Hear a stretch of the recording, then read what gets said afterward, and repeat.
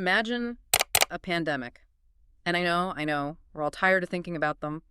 But I'm not talking about a virus. Okay. I want you to imagine a silent pandemic.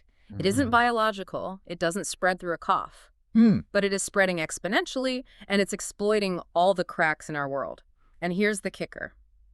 This is being deliberately transmitted from human to human.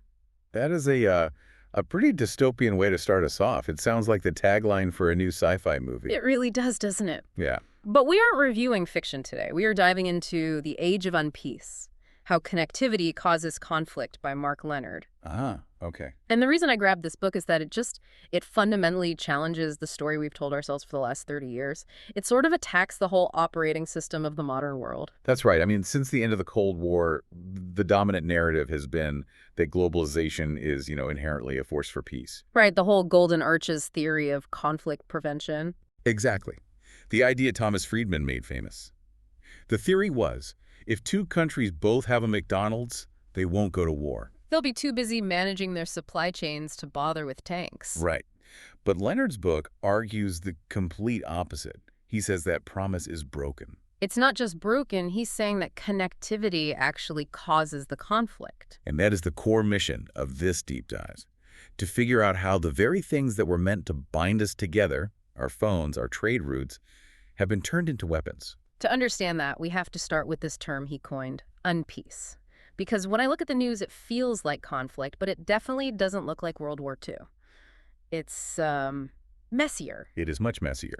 Traditional war, what we might call old war, had clear boundaries. Right, soldiers in uniforms, declarations, a peace treaty at the end. Exactly. It's binary. You are either at war or you are at peace. But we aren't in that binary world anymore. No. Leonard argues we are living in a gray zone, a constant grinding state of competition and manipulation that happens just below the threshold of traditional war. So because it doesn't look like a battlefield, we often don't even recognize it as conflict. We just experience it as anxiety, weird shortages at the grocery store or sudden rage on social media or spikes in energy prices. He uses this metaphor in the book that I think just nails the dynamic. He compares modern geopolitics to a loveless marriage. It's a painfully accurate analogy. Think about a couple that, despises each other, but for whatever reason, money, kids, they can't get divorced. They are stuck. Their lives are too intertwined to just walk away. And in a really toxic divorce scenario, how do they hurt each other? They don't usually pull out guns. No, they use the things they share. Exactly. They weaponize the kids, they freeze the joint bank account, they use their connections as leverage. And Leonard's point is that nations are doing the exact same thing. The U.S. and China, Europe and Russia, they're all stuck in this global marriage. They need each other for chips, for gas, for capital. So when they want to fight, they don't invade. They squeeze the connection. Which brings us to this idea Leonard pulls from ancient Greek philosophy, the pharmakon. This was a fascinating part. Pharmakon is basically a drug, right? Yes, but it's a tricky word. It can mean medicine or it can mean poison, depending on the dose. And connectivity is the ultimate pharmakon. It was sold to us as the medicine for all the world's problems. But in the Age of Unpeace, it's being administered as a poison. This just completely upends that whole world is flat idea we all bought into. The optimism of the early 2000s that the internet would level the playing field. That was the great illusion. Leonard points out that the networked world is definitely not flat. It's mountainous. And this is, crucial to understanding how the weaponization works. When he says mountainous, he's talking about the actual structure of the network, how the cables and the money flow. Correct. Think about a flight map in an airline magazine. The lines don't go from every city to every other city. They all route through hubs like London or Dubai. So the network has peaks, the hubs and valleys. And if you're the country that controls the peak, the hub, you have immense power. You can choke off the people in the valleys. So instead of a flat plain where everyone is equal, it's a landscape of cliffs where the strong can push the weak off the edge. Okay, so that's the theory. A loveless marriage on a mountainous map, weaponizing connections. But I want to get specific. Let's look at the arsenal. What does this actually look like in practice? Well, let's start with the physical, particularly health. This is probably the most visceral example for everyone because we all just lived through it. You mean mask diplomacy during COVID-19? We do. In a truly cooperative world, a global pandemic would trigger a unified global response. Sure, scientists sharing data, supplies flowing to where they're needed most. Instead, we saw health become a lever of power. Leonard details how China, for instance, hoarded PPE in the early days. Which I guess is understandable to an extent. Of course, they were the epicenter. But then as the virus spread, those supplies became a diplomatic weapon. It became transactional. It became blackmail. It did. Nations that were friendly to Beijing, like Serbia at the time, they got showered with masks and vaccines. Yeah. But nations that were critical, Australia, France, they faced threats that supplies might get, delayed. The supply chain itself was the weapon. That's physical connectivity. Let's shift to digital. The internet is supposed to be the ultimate decentralized space, but Leonard argues it's one of the most effective battlefields for this unpeace. And we're not just talking about random trolls here. We are talking about state-level weaponization of narratives. The goal isn't always to convince you of a lie. It's to exploit the cracks that are already in your society. Exactly. There's one example in the book that really stood out. It was about the Black Lives Matter protests in 2020. Yeah, this was a chilling case study. During the height of the unrest, American social media was flooded with these incredibly aggressive tweets calling for violence against police using really inflammatory language. To the average person, they looked like they were coming from American activists. But they weren't. No, they were traced back to troll farms in Ghana and Nigeria. Wait, African troll farms? Staffed by locals, yes, but funded and orchestrated by the Russian state. That is just layers of connectivity at work. Russia outsourcing its info war to Africa to exploit a social crack in America. It's efficient, isn't it? They use the global labor market and the internet to turn up the heat on a domestic American problem. They didn't create the tension, but they weaponized connectivity to amplify the chaos. That's unpeace. It makes you question everything on your feed. But staying with tech, it's not just software. Hardware is a weapon, too. We have to talk about the tech Cold War and the idea of the choke point. The Huawei situation is the textbook example. A few years ago, Huawei was on track to be the world's biggest phone maker. They were building 5G for half the planet, deeply integrated with Google's Android. A huge node in the network. Until the U.S. government decided they were a security threat, Washington put them on the entity list. Which meant U.S. companies couldn't work with them. Right. So Google had to cut them off. Overnight, Huawei couldn't update their phones. New models couldn't use the Google Play Store or Maps. It crippled them. It showed that the U.S. could use its central position, its peak in the mountain range, to just kneecap a competitor, just like turning off their oxygen. And what's wild is that it isn't just East versus West. Leonard points out that even allies do this to each other. The great fruit and vegetable shortage in the UK comes to mind. December 2020, a dark time for British salads. Right. Ostensibly, France closed the border to British trucks because of a new COVID variant. That was the official reason. But the timing was incredibly suspicious. It was right at the climax of the Brexit negotiations. Talks were stalled. And suddenly, France pulls the plug on the logistics network. It's the loveless marriage again. You want a divorce. Fine. See how you like an empty fridge.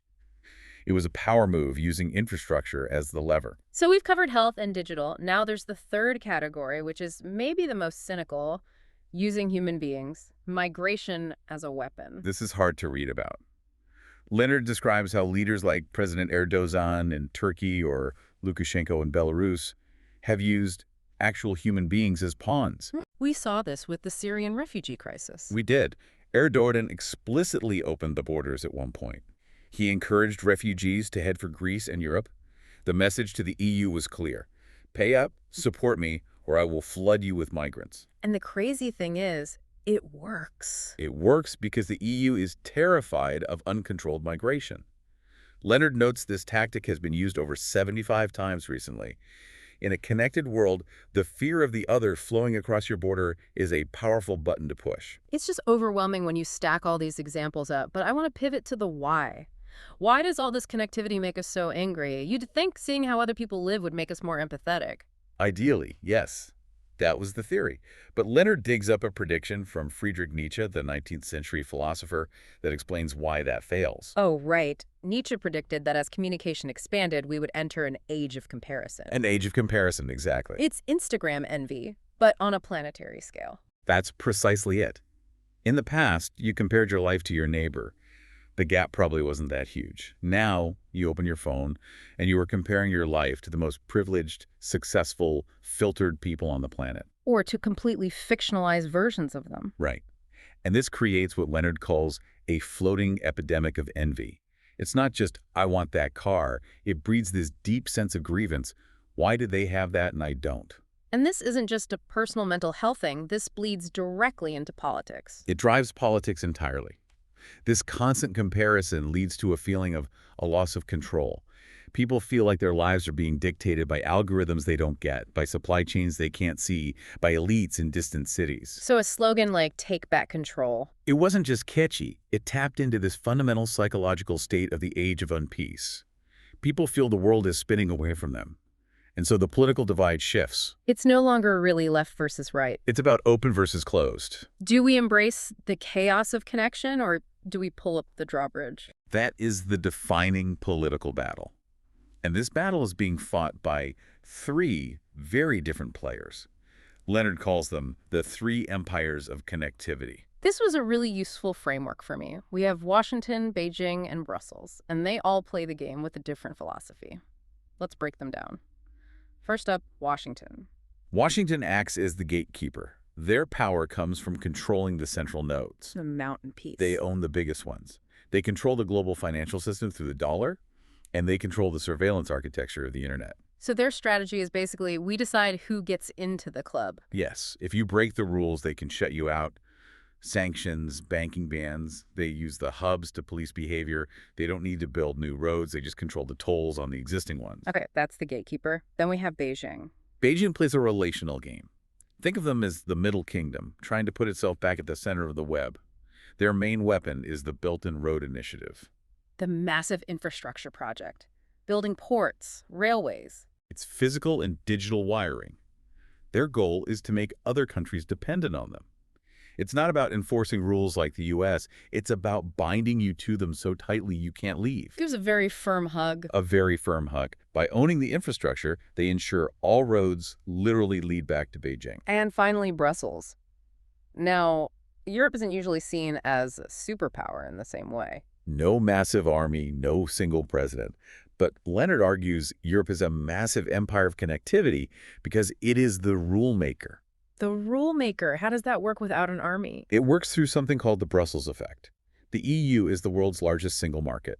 If you want to sell to those 450 million wealthy consumers, you have to follow their rules. He mentions their 80,000 pages of laws. It sounds boring, but it's a weapon.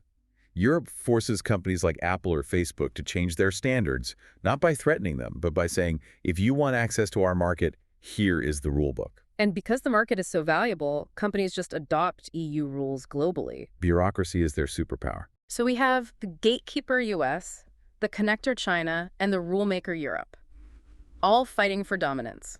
It sounds exhausting. And honestly, a little hopeless. Leonard calls the final section of his book therapy.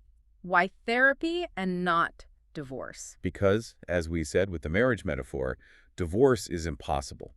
Total decoupling, cutting all ties, would be an economic catastrophe. We'd be poorer and probably even less safe. So if you can't leave the marriage, you have to go to therapy. You have to make the relationship safer. You have to accept that competition is baked in, but you try to remove the ability for the other side to hurt you. He gives a great example with Europe and Russian gas. Right, this was so prescient. For years, Europe was totally vulnerable. Russia could literally turn off the lights by closing the gas tap. A toxic, dependent relationship. So what do? They didn't just stop using gas overnight. They couldn't. They built resilience. They built reverse flow pipelines. They connected their grids. They made it so that if Russia cut off one country, the others could pump gas back into it. They changed the power dynamic. They neutralized the weapon. They didn't end the connection, but they managed the risk.